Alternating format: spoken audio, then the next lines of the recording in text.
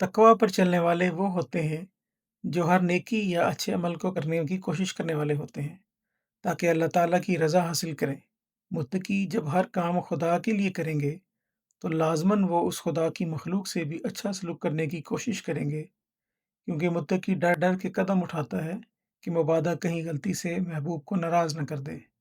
अगर गलती कर बैठे तो पछताता है। उनकी ज़ात का महवर सिर्फ़ और सिर्फ़ अल्लाह ताला होता है और वो उसी के गिर्द घूमते हैं।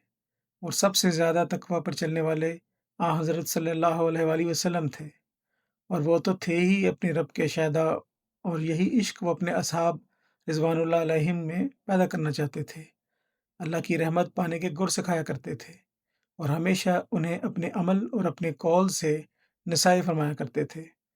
चुनांचे हज़रत अबू ज़र रज़ी अल्लाह अन्हु बयान करते हैं कि रसूलुल्लाह सल्लल्लाहु अलैहि वसल्लम ने मुझे फरमाया कि जहाँ भी हो अल्लाह ताला का तक़वा अख्तियार करो।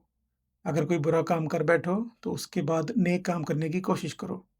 ये नेकी उस बदी को मिटा देगी और लोगों से खुश अखलाकी और हुस्न सलूक से पेश आओ।